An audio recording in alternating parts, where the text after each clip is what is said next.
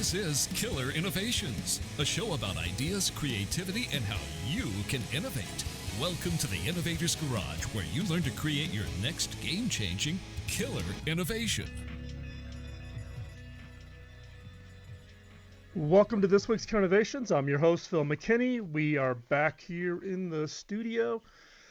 We're going to have a little bit of fun this year this show specifically because of the what I do at this time of year is I actually share kind of what I've been looking at or thinking about. What are those innovations that have the biggest, inspiration, or ones that I am most excited about?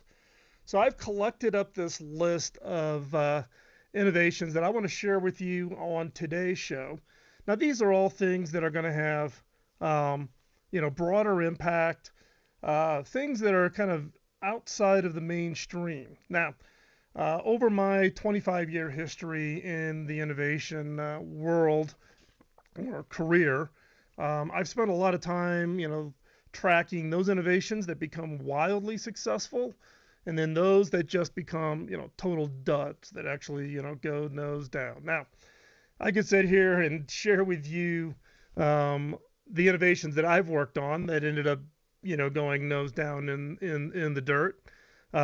Some of them, bad choices for products. Some cases, management teams that just didn't quite get it and decided to bail on something that I thought was interesting.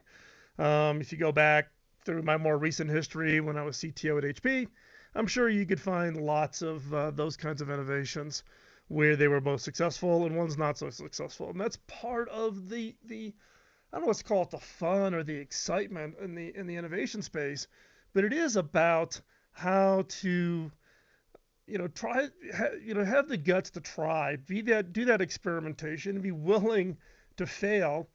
And the real test for failure, though, is, are you willing to fail publicly?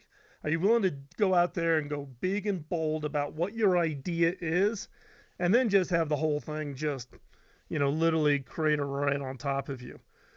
So there's multiple failure modes, but I'll tell you, it's kind of like being on that high wire act, no net, all big audience, and you're going to wing it. Now, in this case, the innovations that I want to talk about today, and I've got a whole series of them here, is those innovations that are been announced in the last year or so. Most of them, I think, in fact, all of them are not available yet, but my belief that they're going to have some significant impact over the next year or two. So you're not too late. These are some really kind of at the very pointy end on the innovation space. So these are ones that you can keep a track of if they're as interesting to you. Now, why do I classify these as interesting? I think they're interesting because I think they're also inspirational, because they've gone and they're doing something that in some cases others have never tried, never thought about. It's a unique twist on the problem or the opportunity, and therefore it's really about that ingenuity that really has me excited about what some of these innovations could really turn out to be. So what I have is the 6 innovations I am most excited about. So these are ones, and I've got them in kind of a rank order. We're going to start at number 6. We'll work our way to number 1. But these are the 6 innovations that I am so excited about. These are the things that I'm tracking. If I had to, I went through my entire list. These are the ones, again, that I'm intrigued. And in fact, maybe in a future show, bringing on some of the inventors of these, because I think part of this is also the ingenuity that went into creating these, that caused someone to look at the problem in a unique and different way that then resulted in this innovation. So let's take a look at the first one. So number 6. Now, this is a drone. We've all seen drones before. Drones have been out there for quite some time. They have, they're using them for photography. They're using them for oversight of, taking nice photographs of, resort areas and, fun videos or extreme sports. We've seen them all, right? However, this drone is somewhat different. It is, yes, a drone, But what is unique is about the material that it uses. So in this case, if you look at this drone, and I'll have pictures posted, and we'll have the video posted up over at Innovation. So if you're on just listening, you can go check out the images. But what you're seeing here are these kind of what looks like banded colors in the drone. What that is they've taken the cavity of the drone and they've packed it with food. They've made the entire drone out of balsa wood, and the material that wraps the drone can also be used. So they refer to this as an edible drone, and it's called Pouncer. And it was designed specifically for disaster relief or developing countries and getting food and supplies into the remote area. So literally, when this drone lands in, you tear the drone apart, you have access to the food, which again is a part of the wings here, it's part of that body area. Then you take the material off of that drone and you actually use that to make a shelter. And then the entire drone is made out of wood, which gives you wood to turn, and you can create a fire to create warmth. So this is taking something that's pretty standard as a drone. We've seen lots of them. And in fact, I was out, holiday shopping, and you can see drones all over the place this year. They're like just, and everybody was buying drones, it seems like, this year. So drones are fairly standard, but what is unique is how they literally designed a drone to be completely consumed. So this is a drone that has a single flight, single purpose, which is to get food into remote areas that are not easily accessible. Now, the reason why I think this is interesting and why I'm so interested in this is our work in Rwanda. Our work in Rwanda is in the Bugesera region. It's one of the poorest regions of Rwanda. And yes, they do have access to roads to be able to get into the capital. But in some cases, in other parts of Africa where you have like natural disasters and they don't have well-defined infrastructure, it takes days, even weeks to get food and supplies into areas that are hard hit by disasters. So in this case, I think this is an interesting approach to one, taking advantage of a well-defined, well-proven area of innovation, but putting a unique twist on it. And in this case, turning it into a drone. Now, the next innovation, number 5 on my list, is a wheelchair for developing countries. Again, this ties into our work in Africa. We spend a lot of time there, and we have this challenge of remote healthcare, remote services. How do you provide support? In our case, we do for-profit investments, and at the same time, we do our volunteer work. But we invest in entrepreneurs in Africa, but we also come in and do social work also, in this case, education and other things. This is what's called Safari Seat.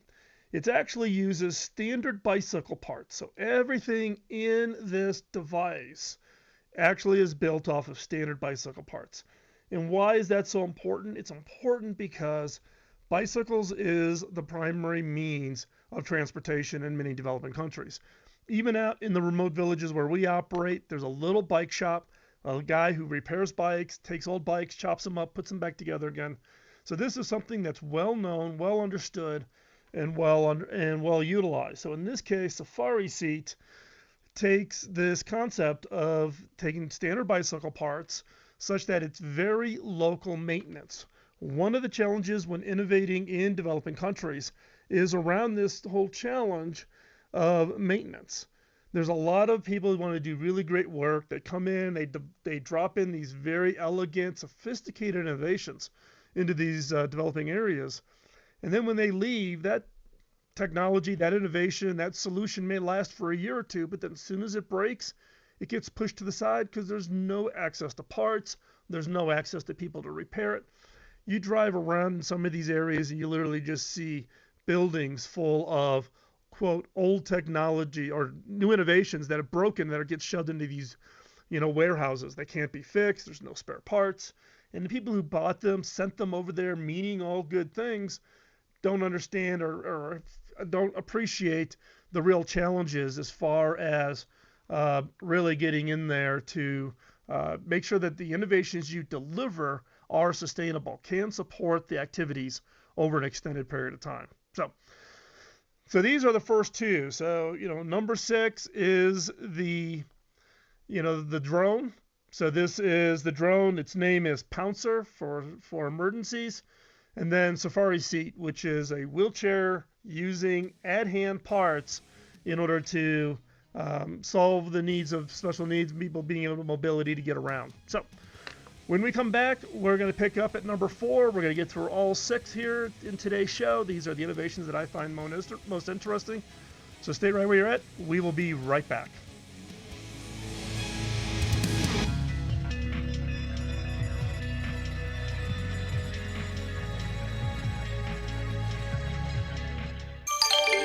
Biz Talk Radio.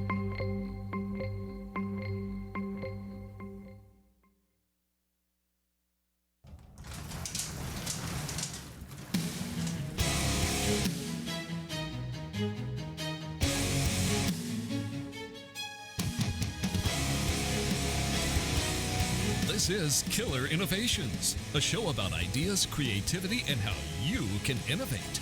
Welcome to the Innovator's Garage, where you learn to create your next game-changing killer innovation. Welcome back to Killer Innovations. I'm your host, Phil McKinney. We are here in the studio. Today we're talking about 6 innovations that I am most excited about. These are the innovations that I think are going to have the biggest impact over the next 12 to 24 months or so. Now, these are things that are kind of not part of within the normal scope of the innovations that you typically think I would follow, but ones that I have just become intrigued with. Not, the basic technology or the innovation piece may not be all that novel, but it's a unique twist. It's someone who's taken a look at it and just looked at it in a different way. So we've covered the first 2, number 6 and number 5. Now we're moving on to number 4. Now, number 4 is one that we've seen on the press a lot, which are the reusable rockets. So it started off with a number of the companies that have gone into the space program as a for-profit business. NASA now contracts with these companies like SpaceX and others. But now this pace of innovation, the pace of change from thinking back into the 1960s with the Apollo program to now with these new companies and the rate that they can try and experiment with new things. Now, the reusable rocket, the concept is you take the rocket, you launch it into space to deliver supplies to the space station. The later stages of those rockets disconnects, actually returns to Earth. In years bygone, they would just splash into the ocean. You'd recover it, and they'd basically would not be reused. They'd be scrapped. A number of the companies figured out that if they could way to get those rocket stages back, they could actually speed up the cycle, reduce the cost, and actually, in effect, reduce the waste. So there's been this work on these reusable rockets where you shoot them up, when that stage disconnects, it comes back down and lands on Earth, or it lands on a barge out in the middle of the ocean, whatever, depending on the company that's involved. What's interesting in this case is one that someone could even think that was even possible, given you got this thing falling from the sky and you're going to land it on basically the equivalent of a postage stamp out in the middle of nowhere. But also it is this whole, concept of I'm gonna be willing to try this experiment, and guess what? It might fail. And guess what? It did fail. Very publicly. We saw a number of the SpaceX rockets blow up, land, tip over, before finally the SpaceX team, led by Elon Musk, finally got it to land, stand upright, and now begin to work. As a result of that, though, I think that is a great example that I would like to use to inspire all of us, including me, that getting out there and being willing to fail publicly is actually not as scary as you might think. So from that standpoint, yes, you take huge risk. You could take huge shots to your credibility.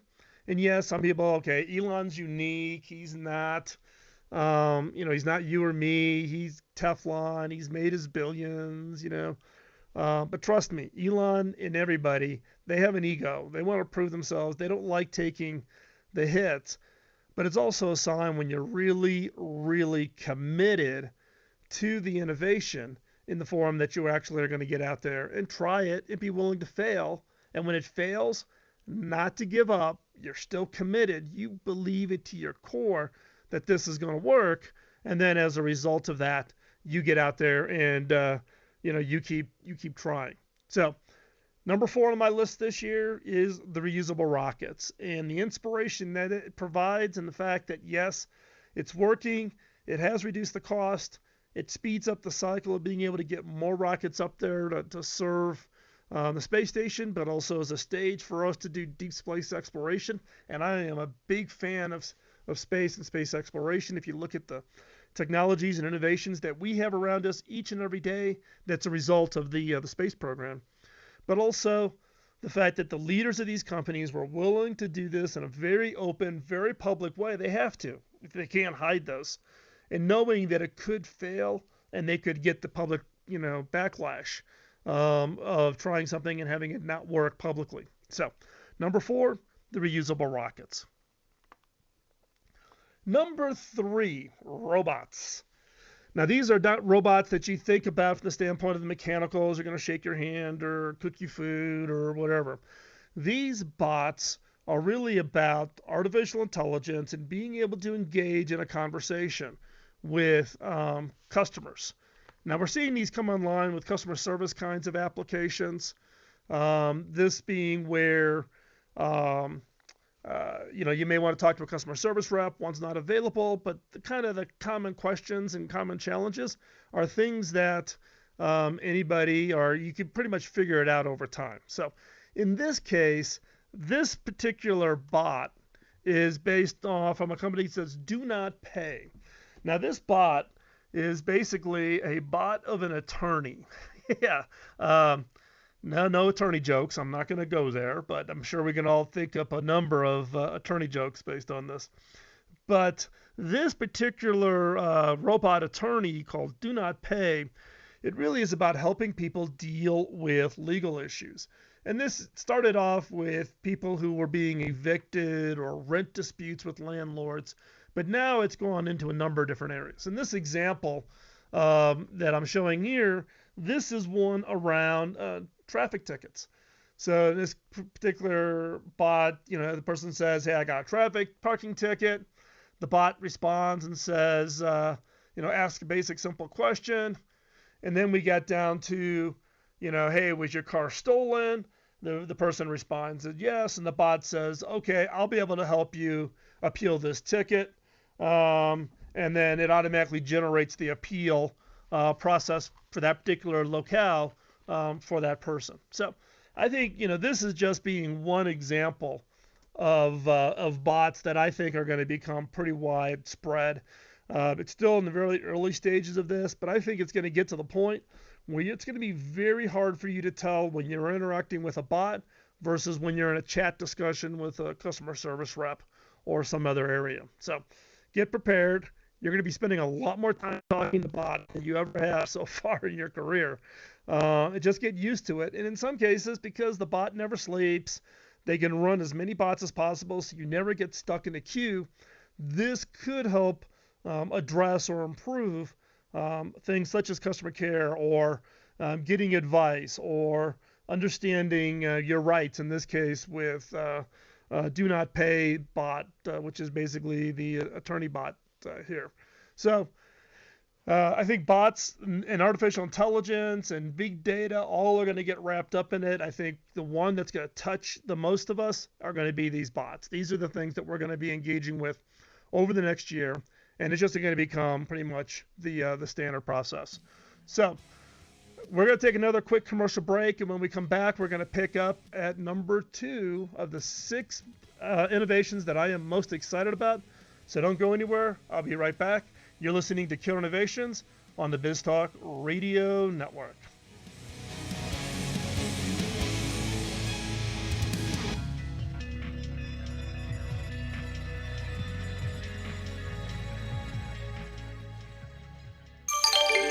BizTalk Radio.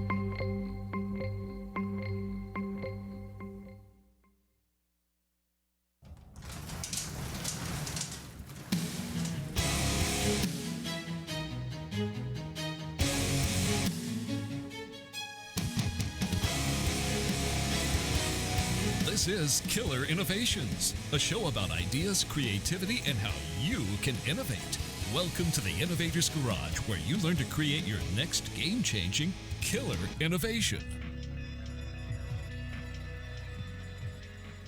Welcome back to Killer Innovations. I'm your host, Phil McKinney. We are discussing today the 6 innovations that I personally am most excited about. Every Sunday, we're here live on the show. You can listen to us on any of the 35 radio stations that carry our program. We also then our broadcast on Saturday. When we do the show and we're in the studio, meaning we're live in the studio. Now, sometimes I'll pre-record a show because of my travel or I'm at a convention or something. But when I'm live in the show, we also do Facebook Live. So you can go over to Facebook and watch the show. And during the commercial breaks, we actually take your questions. So in fact, during the commercial break, we were talking through some questions back on the drones, particularly back on the edible drone or Pouncer, which was number 6 on my list. In this case, the question was, well, what about Amazon or DJI or any of the other drone manufacturers? Are they going to get into this philanthropy work? And actually, my opinion is they will not. For-profit businesses run as for-profit businesses, philanthropic charities running as charities, they run. And there's always this attempt, particularly for the for-profit businesses, to try to make charities act and operate like a for-profit business. And trust me, it doesn't work. I'm chairman of 2 501c3 charities here in the United States, plus I'm a CEO at a company. And I have to kind of keep myself compartmentalized. So no, I don't think it's probably in the best interest of Amazon or DJI to get into the philanthropy business. However, what I would hope is that Amazon, DJI, and others in the drone business are innovating at a phenomenal rate. If they would make those technologies available to companies like Pouncer and others that are trying to create drones for the philanthropic world, that would be phenomenal. Royalty-free or very low cost, to allow them to take the intellectual properties and embed it into these things that are going to have the impact and potentially save lives. Because there is a unique characteristics of these philanthropic drones. The one objective or the one design criteria for a philanthropic drone is it's going to go one way. I don't have to worry about it coming back. So a lot of times in the drone industry, you have to worry about making sure you got enough battery to get the drone back to you because they're very expensive. You don't want to lose one. In the case of Pouncer, it's a one-way suicide mission. It's going to go, land, crash, be used, never to return. So I can get, in fact, drones that can go twice the distance than a normal for-profit drone could ever hope to go. So there's unique design characteristics, which I think in my opinion, needs unique approach to innovation to make that happen. But I think there's a for-profit, non-profit, charity combination. And it isn't just about drones. I think there's opportunities to innovate in the charity non-profit world. In fact, there's been a number of shows where I've talked about innovating in the charity world. So I think this is a great example of where for-profit innovators in the drone space can help those creating drones specifically for the philanthropic charity disaster relief space. And I think that's an opportunity to co-innovate, which is actually it's so important in today's world because the cost of innovation is not getting any less. In fact, just as the pace of innovation picks up, the cost of innovation is accelerating. So let me go to number 2. Number 2 is an interesting technology. Now I'm going to geek out here a little bit. I'm going to get my propeller spinning, so bear with me. These are what we call ambient backscatter. These little tags you can just hang up in the air actually take power from the air. Now this isn't wireless power, so you take your phone and slap it on a magnet with no cord and it recharges. This is not what that is. Backscatter literally takes the energy that is all around us in the form of radio waves and reformats those and turns those into radio transmissions. So these technologies are going to be used in areas such as wireless communications in remote areas. So where you have no power, right, and you're looking to extend the reach, so take wireless, cellular, Wi-Fi, where you want to get it, you want to get it out there much, much further than you normally can. You can use these backscatter tags to literally bring all of that energy of those RF signals in and then push those back out.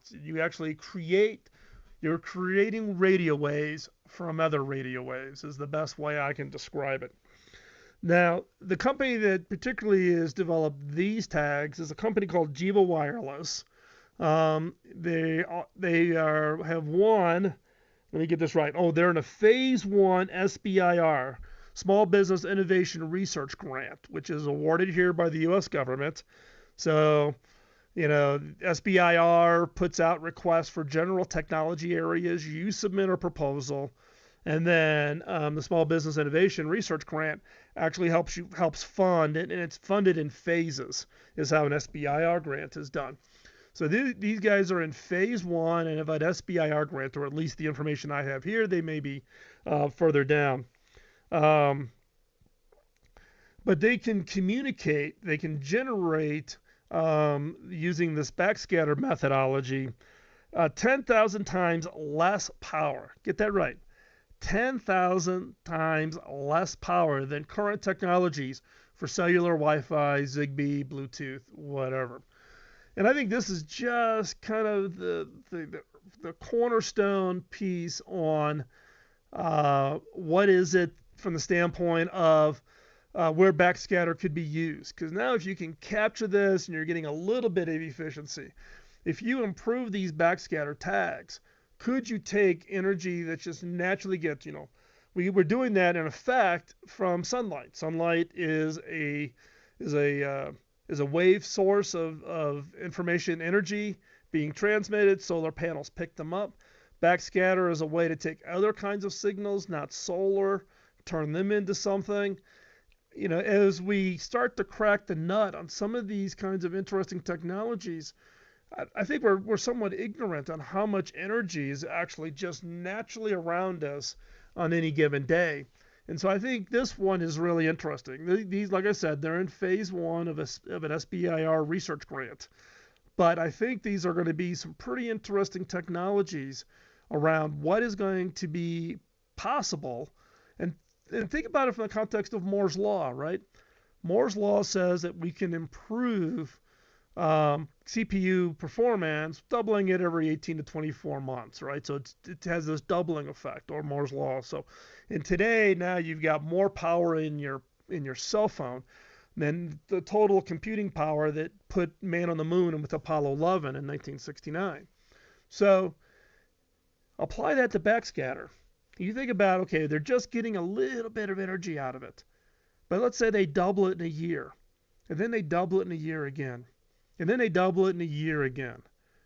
If they have their own equivalent of a Moore's Law from the standpoint of this constant improvement, you go through 5, 10, 15 cycles of Moore's Law on this kind of a fundamental technology, and it could totally transform energy, it could totally transform communications, it could totally transform how we get what do devices look like. If I can pull all the energy I need out of the air by taking in other energy sources that are just naturally there, then what does that do from the standpoint of understanding power distribution and developing countries and remote areas that don't have access to fundamentals of electricity or broadband access or those kinds of things? So this is one of those areas that I am actually very keenly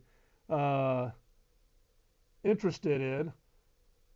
And so, so from that standpoint, I think this is going to be one that I think is going to turn out to be one that I think is truly interesting, and one that I think can become one that's going to lead out to all kinds of technologies if this if this should prove out. So we're going to hop off and take another quick commercial break here. We've got the number one item that I am most excited about. We're going to cover that when I come back from this quick commercial break.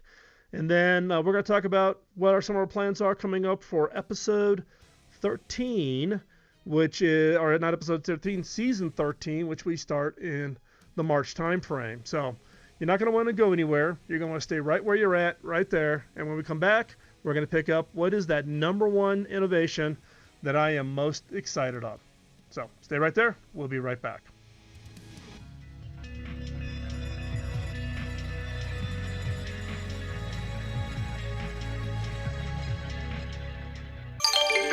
Biz Talk Radio.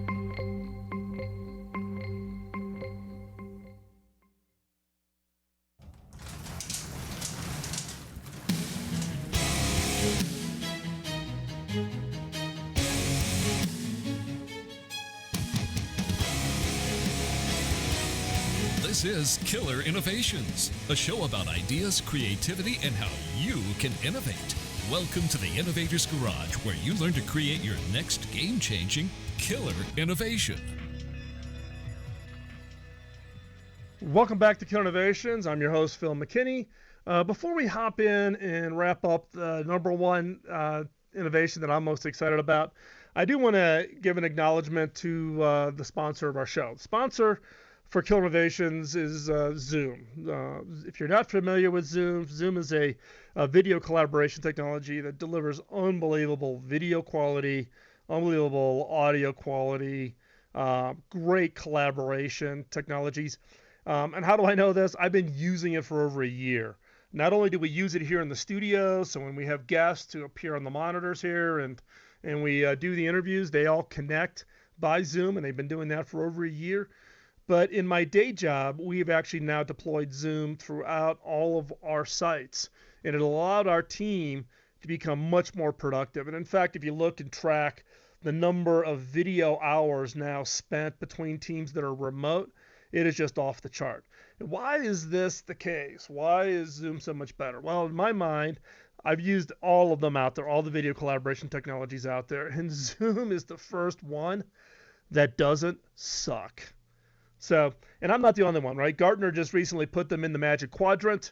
So if you're a business, even small business up to an enterprise, you should be checking them out. You want to go try Zoom out. So how do you go check them out? You can give it a try with a free account that allows you to meet with up to 50 people. You can have 50 people at the same time participate in a video collaboration effort that you're doing and trying it out with this free Zoom account. So visit killerinnovations.com/Zoom to find out more.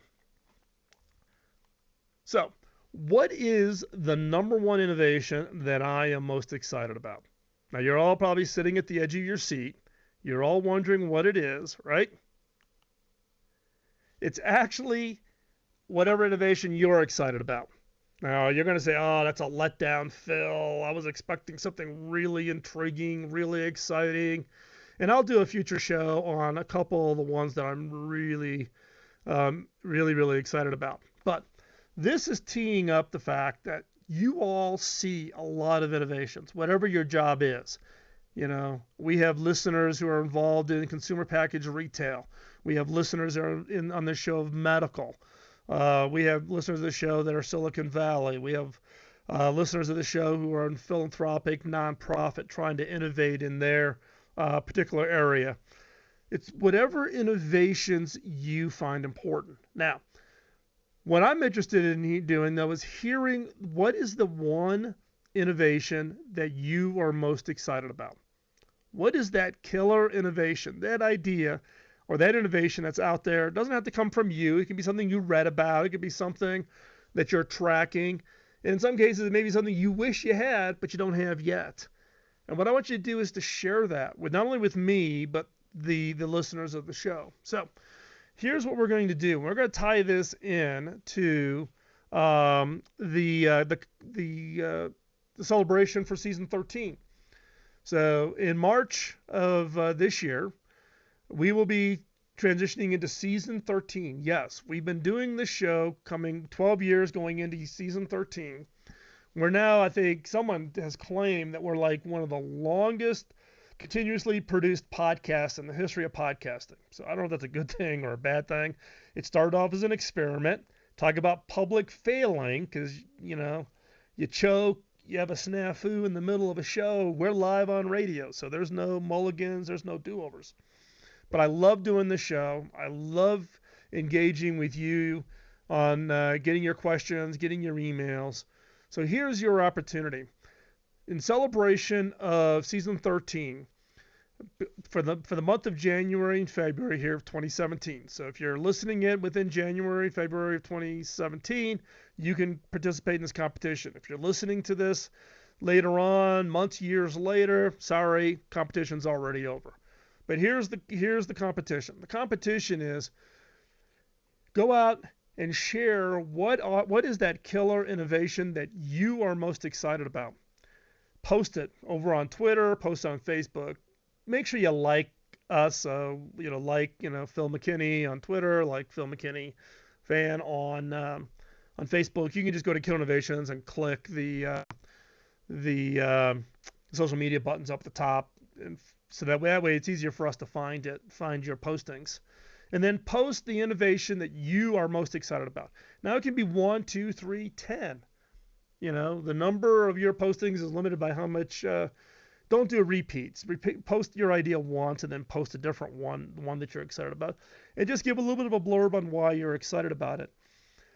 Coming into 1st of March, we will go through all of those postings and we will randomly pick one to be the winner. And whoever the winner is, whoever posted that killer innovation up out on social media for all of us to talk about and share, we're going to allow you to come onto the show. Now, you can come live into the studio here in Colorado, or you can join us via Zoom and participate. And therefore, you get to tell your story. You can tell us about your startup, this great idea that you've got, your frustrations with your corporate antibodies, people in your organization who are not letting you innovate, whatever it is. It's a 1-hour show within the reason that it's got to be tied to innovation, creativity, and design. And you get a chance to have an opportunity to talk to the entire listening audience. How do you do this? Post it on social media. Use the hashtag Killer Innovation. All one word, hashtag Killer Innovation. And we'll track that.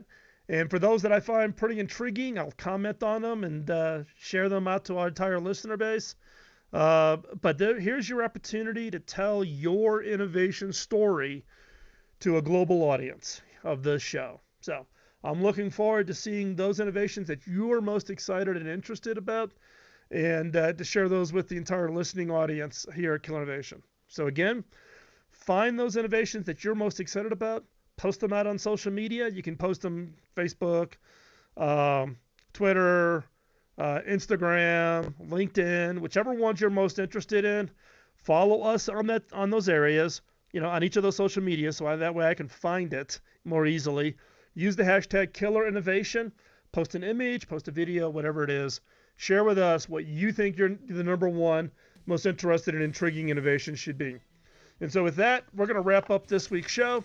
Appreciate you taking the time out of your busy schedule to join us here at Killer Innovations.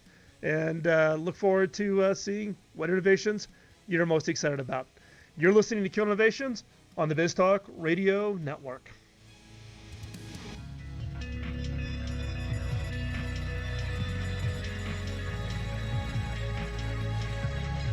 The opinions you hear on Biz Talk Radio are those of the hosts, callers, and guests, and do not necessarily reflect those of this station, Biz Talk Radio, its management, or advertisers. The information on Biz Talk Radio does not constitute a recommendation, offer, or solicitation to buy or sell any product or service. If you have any questions about Biz Talk Radio, contact us at 817-274-1609 or at biztalkradio.com.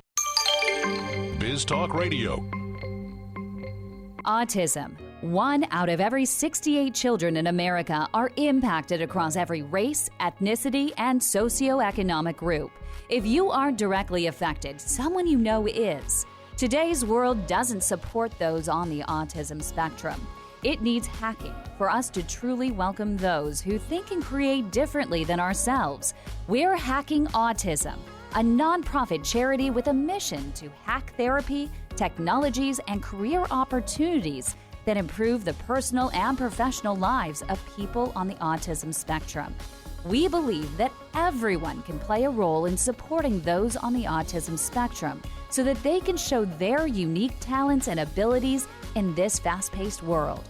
You aren't powerless in this fight. Use your gifts and talents to make a positive impact. Join us in making a difference. Go to hackingautism.org to learn more. Carpenters have their hammers and saws, chefs have their outfitted kitchens, and musicians have their instruments. A craftsman's ability to do their job is dependent on having the right tools. So where does an innovator, someone who takes an idea and makes it real, find the right tools to do their job? Outfit your innovator's garage by visiting innovation.tools. Innovation.tools is an online store created by innovators for innovators. It's where you will find tested and proven tools to help you create that next great product or service. These tools include books, audio training, video training, brainstorming how-tos, and much, much more. And for a limited time, listeners of Killer Innovations will get 25% off on your first order by using the discount code RADIO at checkout. And 100% of our profits from your purchases will be donated to charity. So go to innovation.tools and create that next great innovation. Rwanda is a shining example of how the global community can come together and rebuild a country after a devastating genocide. But there is still more that needs to be done. In the rural villages, students are crowded into schools with no electricity, no running water, no internet access, and limited sanitation. Will these kids be ready to continue the rebuilding of Rwanda, or will they be dependent upon others? Through education and employment, boys and girls have an equally promising future that can transform their struggling communities. For $20 a month, a child can be educated and a community strengthened. By supporting Pioneer Education Africa, a 501c3 charity, you partner with others to provide education that will prepare a generation to take on the task of self-reliance. 100% of the proceeds received go directly to the education of the children. Visit pioneereducationafrica.com to find out more.